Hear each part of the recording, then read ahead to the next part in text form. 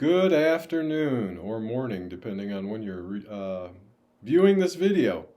Hope you're doing well. Hope you had a great Thanksgiving, and if I don't get to talk to you beforehand, have a fabulous Christmas and New Year's holiday. If that's not what you celebrate, enjoy what that is. Happy holidays. I want to talk to you today about two things. One, I don't think I have to tell you this, but I think it's important to make sure I repeat it. Do not, under any circumstances, ever give a client access to a property by giving them a lockbox code or your login credentials or your whatever. Do not ever send a client to a property unaccompanied. Find somebody else in the office, use Keep Please, or don't show it at all. I sat on a hearing panel last week, and we were encouraged by MIBOR staff to raise the amount of the fine for the person who had done just that. That fine ended up being $1,000, and they also pay a $250 administrative fee to go with that, plus a number of other things, but I'm not going to get into that. So that's the kind of penalty you stand to receive if somebody files a complaint against you for letting somebody in a property and not being there with them. That's the first thing I wanted to mention. Second thing I wanted to mention, I assume several of you saw that MIBOR alert last week about, what did they call them? Fake sellers.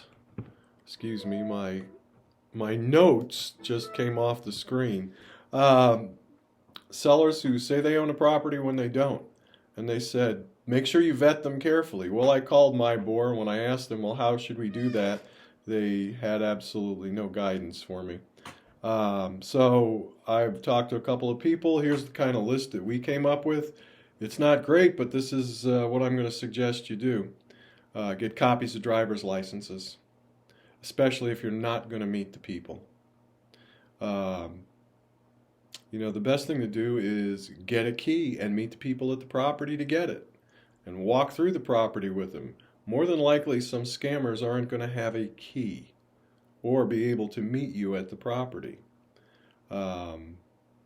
Another option, get their social security numbers under the guise of collecting payoff information from any lenders.